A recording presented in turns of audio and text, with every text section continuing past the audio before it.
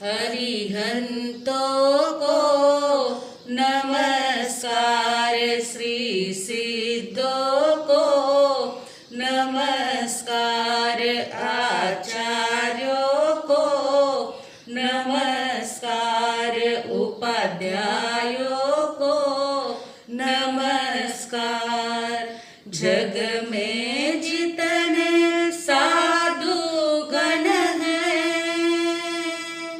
जग में जितने साधु गण हैं, मैं उनको वंदू बार बार, मैं उनको वंदू बार बार।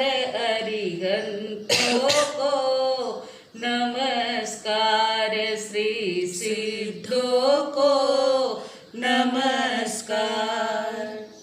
ध्यान मूलम गुरुर्मूर्ति, पूजा मूलम गुरुपदम, मंत्र मूलम गुरुर्वाक्यम, मोक्ष मूलम गुरुकृपा, मोक्ष मूलम गुरुकृपा। अनंत उपकारी पूज्य वरों के चरण कमल में कोटिशा वंदन। अनंत उपकारी जन जन के आस्था केंद्र आचार्य सम्राट गुरुदेव पूज्य आनंद ऋषि जी महाराज साहब के पावन स्मृति में शतशः अभिवादन। वर्तमान आचार्य डॉक्टर शिव मुनि जी महाराज साहब, युवाचार्य पूज्य महेंद्र ऋषि जी महाराज साहब, प्रवर्तक पूज्य श्री कुंदन ऋषि जी महाराज साहब के चरण कमल में कोटिशा वंदन। तपस्वी रत्न पूज्य श्री किशन मुनि जी महाराज साहब, श्रुत स्थविरा प्रखर व्याख्याता गुरुणी मैया डॉक्टर पूज्य धर्मशिला जी महासती जी के पावन स्मृति में शतशः अभिवादन। उपस्थित धर्मप्रेमी भाइयों, करुणामूर्ति माताओं तथा बहनों, हम बड़ी साधु वंदना में 24वीं गाथा के ऊपर विचार कर रहे थे। हमने देखा समुद्रपाल मुनि, राजीमती, रहनेम, इन तीनों के चरित्रों को हमने देख लिया है। अब आगे की लाइन में आता है, केशी ने गौतम पाम्या शिवपुर खेम। केशी स्वामी और गौतम स्वामी ने शिवपुर को प्राप्त कर लिया है, मोक्ष मंजिल को प्राप्त कर लिया है, और वे अपने आत्मा का कल्याण करने में, क्षेम कुशल करने में पारंगत है। इस प्रकार से दूसरी लाइन का वर्णन आता है। केशी स्वामी और गौतम स्वामी। केशी स्वामी ये पार्श्वनाथ भगवान की परंपरा के थे, और गौतम स्वामी भगवान महावीर स्वामी की परंपरा के थे। केशी स्वामी 3 ज्ञान, द्वादशांग और 14 पूर्व के ज्ञाता थे। केशी श्रमण चातुर्याम धर्म का पालन करते थे, यानी चातुर्याम धर्म यानी 4 महाव्रत। और जो गौतम स्वामी है, भगवान महावीर स्वामी की परंपरा में पंचयाम धर्म का पालन किया जाता था। वेश आदि में भी काफी अंतर था, लेकिन पार्श्वनाथ भगवान और महावीर भगवान के शिष्य एक दूसरे को रास्ते में जाते आते, गोचरी वगैरह में जाते आते हमेशा मिलते रहते थे। उस कारण से एक मन में आश्चर्य होता रहता था कि जो पार्श्वनाथ परंपरा के संत है, वो रंग बिरंगी वलकल आदि भी धारण कर लेते हैं, और जो महावीर भगवान के संत है उनके लिए अचेलक यानी प्रमाणोपेत वस्त्र, श्वेत वस्त्र, ज़्यादा मूल्यवान वस्त्र नहीं, इस प्रकार का एक ही ध्येय दोनों का होते हुए भी दोनों में इतना अंतर क्यों है। इस प्रकार से हमेशा मन में शंका या कुछ न कुछ कुतूहल रहा करता था कि दोनों ही परंपरा के संतों का ध्येय तो एक मोक्ष पाना ही है, तो फिर इस आचार विचार के अंदर फर्क क्यों है। इस प्रकार से शंका समाधान करना यह भी एक आवश्यक था। और योगानुयोग ऐसा होता है कि श्रावस्ती नगरी के अंदर केशी स्वामी अपने शिष्यों के साथ में पधारते हैं, और गौतम स्वामी भी अपने 500 शिष्यों के साथ में पधारते हैं। केशी स्वामी आदि उद्यान के अंदर, तिंदुक उद्यान के अंदर अपना विराजमान रहते हैं, वहाँ पर रुकते हैं और गौतम स्वामी आदि कोष्टक उद्यान के अंदर विराजमान रहते हैं। एक दूसरे के संत एक दूसरे को रास्ते में आते जाते मिलते रहते हैं और मन में हर एक के दिल में एक शंका ही थी कि ये आचार और विचार, उसमें दोनों में क्रियाकलाप में फर्क क्यों है। इसका समाधान करने के लिए केशी स्वामी ने गौतम स्वामी को अपने वहाँ आमंत्रित किया कि आप पधारिए, तो हम चर्चा विचारणा करके क्या बात है, क्यों आचार विचार में फर्क है, ये हम जान लेंगे। हमेशा चर्चा विचारणा करने से शंका का समाधान हो जाता है। सामने चर्चा करने से समाधान होना स्वाभाविक है, बाहर बातें करने से कुछ भी फर्क नहीं पड़ता है। इसलिए शंका समाधान करना अत्यंत आवश्यक था। इधर गौतम स्वामी 4 ज्ञान के धनी थे और द्वादशांग की चौथपूर्व के ज्ञाता थे। अब एक दूसरे के मिलने की तैयारियां चल रही है और देखते हैं कितना आश्चर्यकारी वातावरण हो जाता है।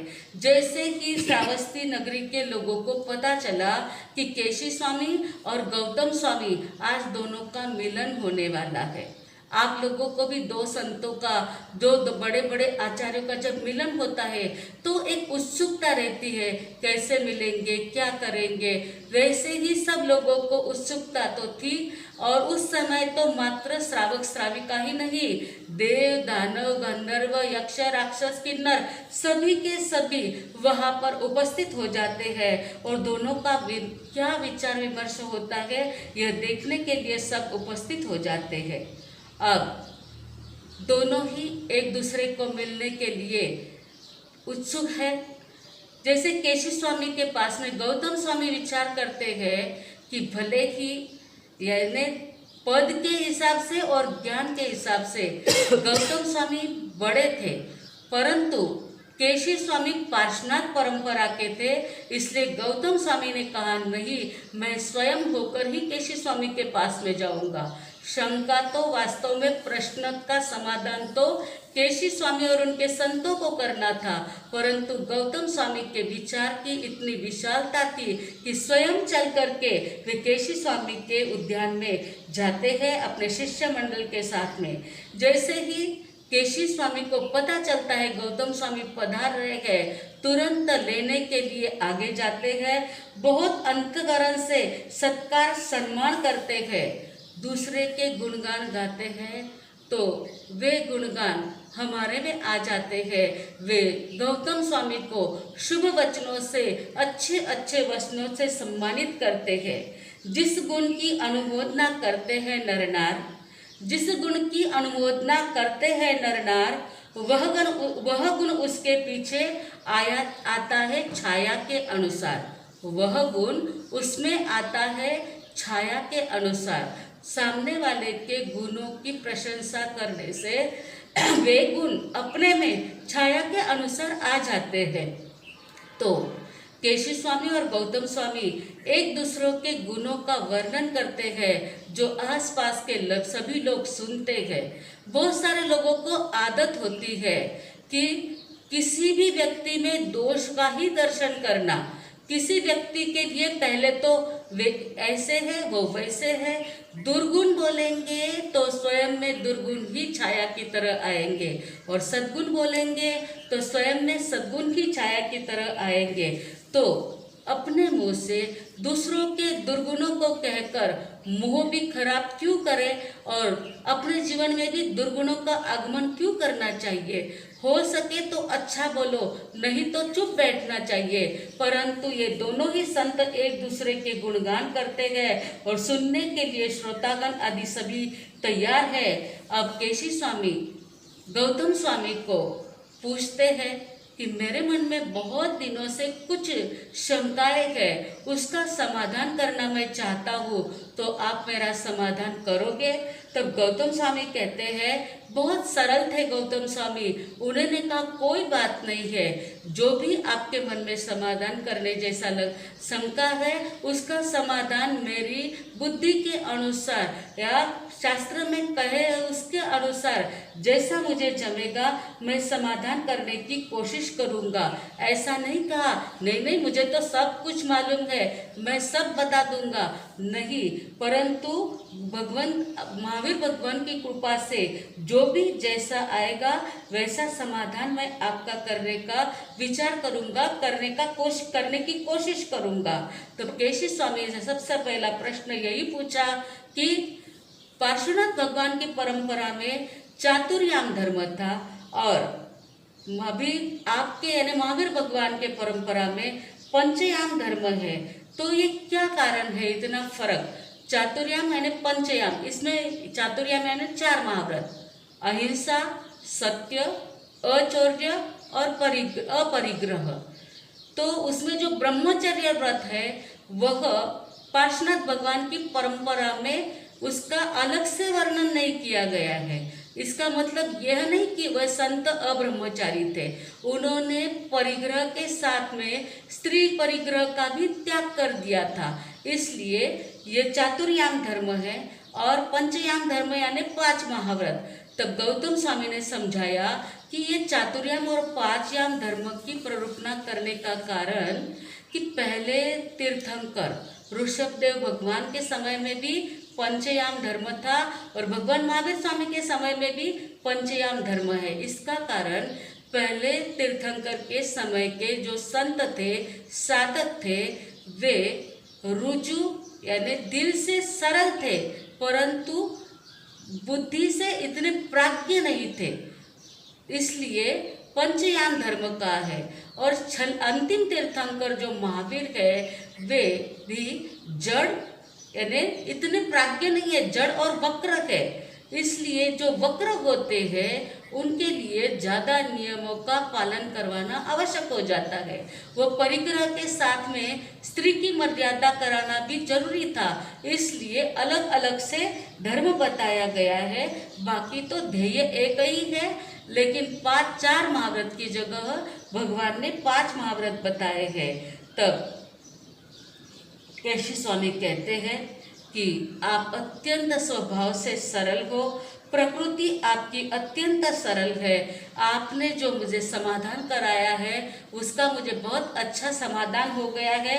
मैं समझ गया हूँ कि अभी के जो यानी जो 5 याम धर्म पालना यो अंतिम जो तीर्थंकर है उनके समय के जो संत है उनके स्वभाव की प्रकृति की थोड़ी वक्रता होती है, कुटिलता होती है। इसलिए यदि आपके घर में भी देखो जो भव्य मन से सारा काम कर लेती है, उनको सुबह की रसोई तुझे बनाना, शाम की रसोई तुझे बनाना, ये नियम बनाने नहीं पड़ते हैं। लेकिन जो जड़ होते हैं, वक्र होते हैं, मैं दोनों काम करूं ऐसा कहते हैं, उसके लिए तो बारी भी लगा देनी पड़ती है, ये सुबह का करेगी, ये शाम का करेगी। उसी प्रकार अभी भी संतों के लिए सहजता से जो समझते हैं उसको ज़्यादा नियमों की आवश्यकता नहीं होती है, जो सहजता से नहीं समझते हैं उसके लिए ज़्यादा नियमों की आवश्यकता हो जाती है। तो केशी स्वामी दूसरा प्रश्न करते हैं कि अचेलक यानी पार्श्वनाथ परंपरा के साधु संत अलग अलग रंग के कपड़े पहन सकते हैं, मूल्यवान कपड़े भी पहन सकते हैं, तब भगवान महावीर स्वामी के संत श्वेत वस्त्र और कम मूल्य वाले वस्त्र ही क्यों पहनते हैं? तो उन्होंने यही कहा कि लिंग तो खाली एक वेश तो मात्र दुनिया को बताने के लिए होता है, बाकी सही में तो ज्ञान दर्शन चारित्र यही मुख्य साधन है। बाकी ऊपर के वेश का कोई ज़्यादा महत्व नहीं है। दुनिया में देखा जाता है कि वस्त्र से भी बहुत बार जीवन परिवर्तन हो जाता है, तो इसलिए वस्त्र यह बाह्य लिंग भले ही हो लेकिन उससे भी एक साधु का वेश जिसके शरीर पर हो तो उसको मर्यादा होती है और उस मर्यादा में वह रहता है, इसलिए लिंग का प्रयोजन है, बाकी लिंग का कोई प्रयोजन नहीं है। केशी स्वामी तीसरा प्रश्न करते हैं कि हजारों शत्रुओं के बीच में रहकर भी आप अपने आप को कैसे जीत सकते हो। जैसे बाहर के शत्रु नहीं, परंतु अंदर में हजारों काम, क्रोध, मद, मोह आदि हजारों शत्रु है, उसको आप कैसे जीत सकते हो। तब गौतम स्वामी कहते हैं, एगे जिए जिया पंच, पंच जिए जिया दस। एक आत्मा को जिसने जीत लिया है वो 5 को जीत लेता है। एक पहला अशुद्ध मन और 4 कषाय, ये 5 को जीत लेता है। और पंच जिए जिया दस, जिन्होंने 5 को जीत लिया है उन्होंने 10 को जीत लिया है। 10 यानी ये 4 कषाय, एक मन और 5 इंद्रिय, उन्होंने 10 को जीत लिया है। और जिन्होंने 10 को जीत लिया है वह हजारों को जीत सकता है। मैंने इसी प्रकार से ये 10 को जीत लिया है, इसलिए मैं सभी को जीत सकता हूँ, सभी के ऊपर विजय प्राप्त कर सकता हूँ। तब केशी स्वामी कहते हैं, मेरा चौथा प्रश्न है कि आज दुनिया बहुत सारे बंधनों से बंधी हुई है, इन सब बंधनों को छोड़कर आप मुक्त कैसे रह सकते हो। तब गौतम स्वामी कहते हैं, बंधन तो क्या है, दुनिया में सबसे बड़ा बंधन है राग और द्वेष। राग यानी सांसारिक किसी भी व्यक्ति या वस्तु के प्रति राग, एक के प्रति जब राग होता है तो दूसरे के प्रति द्वेष होता ही है। जैसे घर में एक बेटे के ऊपर राग है तो दूसरे के ऊपर द्वेष रहता है, एक बहू के ऊपर राग है तो दूसरे के ऊपर द्वेष रहता है। ये कम ज्यादा तो थोड़ा बहुत चलता ही रहता है। तब गौतम स्वामी ने कहा कि शरीर के राग को छोड़कर संयम का राग, संसार के संबंधों को छोड़कर स्वाध्याय का राग, और संसार को छोड़कर सेवा वैयावच्च का राग, ये राग शुभ राग यदि होगा तो बंधन से छूट जाएंगे। बाकी तो अशुभ रागों से तो बंधन बंधते जाएंगे। मैंने ये सारे अशुभ राग द्वेष को छोड़ दिया है, इसलिए मैं बंधन मुक्त रह सकता हूँ। उसी से 8 कर्मों के बंधन को छोड़कर पराधीनता की बेड़ियों को तोड़कर हम मुक्त बन सकते हैं। इस प्रकार से समाधान हो जाता है। तब केशी स्वामी 5वां प्रश्न पूछते हैं कि इस हृदय के अंदर एक लता फैली हुई है और उस लता को विष रूपी फल आ जाते हैं, उस लता को हम कैसे उखाड़ कर फेंक सकते हैं। तब गौतम स्वामी कहते हैं, हृदय में तृष्णा रूपी लता है और उस तृष्णा रूपी लता को उखाड़ने के लिए संतोष ही जरूर है। इस तृष्णा रूपी लता को मैंने उखाड़ करके फेंक दिया है, इसलिए मुझे विष रूपी फल लगते ही नहीं है। बस उस विष रूपी लता को ही उखाड़ देना चाहिए, जो है तृष्णा। आज भी हम देखते हैं तृष्णा से ही व्यक्ति संतोष नहीं है, इसीलिए दुनिया दुखी है। तब 6ठा प्रश्न कहते हैं कि हे गौतम स्वामी, आपकी प्रज्ञा तो बहुत सुंदर है। मेरा और प्रश्न है कि आत्मा के अंदर ज्वाला उठ रही है, उस ज्वाला को आप कैसे शांत करते हो। तब गौतम स्वामी कहते हैं, आत्मा में कषाय रूपी ज्वाला, क्रोधमान माया लोभ रूपी ज्वालाएं उठती है, उसको मैं तप, शील और श्रुत ज्ञान के जल से शांत कर देता हूँ। तब आगे प्रश्न पूछते हैं कि यह जो घोड़ा है वह घोड़ा बेलगाम दौड़ते ही रहता है, उसको आप कैसे वश में कर सकते हो। तब गौतम स्वामी कहते हैं, यह घोड़ा दूसरा कोई नहीं, ये मन रूपी घोड़ा है और उसको धर्म शिक्षा रूपी लगाम से मैं वश में कर लेता हूँ, क्योंकि मन बड़ा चंचल है।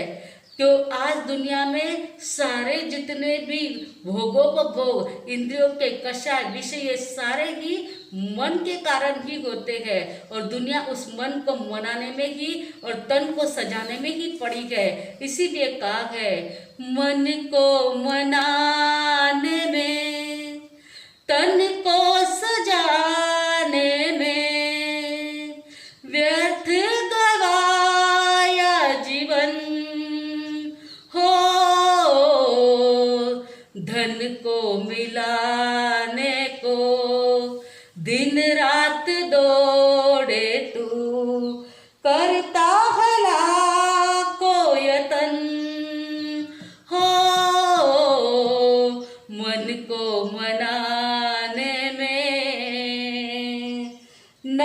रे वाला मन है हमारा, किसी का है गोरा किसी का है काला, मन की चाल को जो पहचाने वह जीवन में करता उजाला, पल में जोगी पल में भोगी, होता रहे चल बिचल हो, मन को मनाने में, बस इस मन को मनाने में, तन को सजाने में और मन की मुरादें पूरी करने में ही दुनिया के लोग जिंदगी को वेस्ट करते रहते हैं और इसी कारण से वह अपने आप को वश में नहीं कर पाते हैं। मैंने इस मन रूपी लगाम को पकड़ के रखा है, धर्म शिक्षा रूपी लगाम से पकड़ा है, इसलिए ये जो मेरा घोड़ा मन रूपी घोड़ा है वह स्थिर बन जाते हैं। एक बार दो कासव कछुए कुएं में से नदी में से बाहर आए और जैसे बाहर शियाल जो है वह टाप लगा के ही बैठा हुआ था कि कोई प्राणी कब बाहर निकले और कब मैं उसका भक्षण करूं। कछुए बाहर निकलते हैं, कछुए बाहर निकलते हैं तो पहले चारों ओर देखते हैं कोई खतरा तो नहीं है ना, और उन्होंने देखा कि शियाल भाई बाहर खड़े हैं तो उन्होंने तुरंत ही अपने पैरों को अंदर में समेट लिया। कछुए का शरीर ऐसा होता है कि उसकी पीठ तो मानो ढाल होती है, उस ढाल के अंदर अपने पैरों को उन्होंने समेट लिया। दोनों ही कछुए ने पैरों को समेट लिया। देखा अब शियाल का आवाज तो नहीं आ रहा है, उसमें एक कछुआ तो सावधान रहता है परंतु दूसरा कछुआ विचार करता है देखूं तो सही एक पैर बाहर निकाल के क्या होता है करके उसने एक पैर बाहर निकाला और जैसे ही शियाल को पता चला कि इन्होंने बाहर एक पैर निकाला है तुरंत झपट मार के उसके पैर को लोही लुहान कर देता है, परंतु एक पैर अंदर था इसलिए थोड़ा बच जाता है। थोड़ी देर हो जाती है, शियाल थोड़ा दूर चला जाता है लेकिन एक टक से देखता ही रहता है कि क्या चल रहा है, ये बाहर पैर निकालता है कि क्या। वह देखते ही देखते वह जो घायल हो गया है परंतु अत्यंत चंचल है।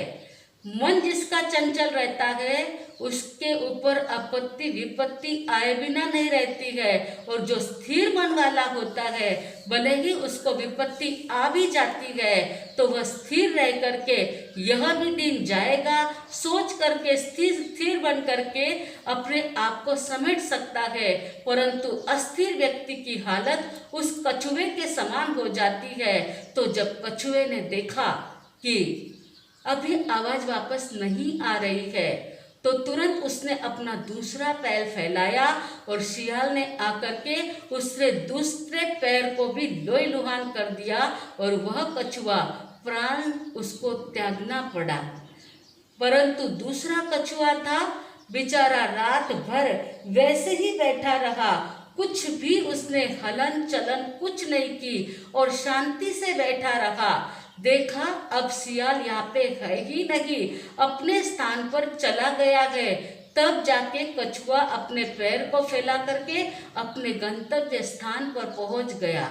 जिसका मन ऐसा चंचल होता है वह भोग मृत्यु का बन जाता है, और जो कछुए की तरह अपने आप को समेट के रहता है वह अपने गंतव्य स्थान पर पहुंच जाता है। इस प्रकार से 7वें प्रश्न के अंदर गौतम स्वामी इतना सुंदर समाधान कर देते हैं कि केशी स्वामी कहते हैं आपकी प्रज्ञा बहुत ही सुंदर है, आप अत्यंत महान है। इस प्रकार से बार बार वे उनका प्रशंसा करते जाते हैं। तब वे और प्रश्न आगे पूछते हैं, लेकिन अपने पास में ज़्यादा समय ना होने के कारण हम आगे के प्रश्न अवसर होंगे तो बाद में देखेंगे।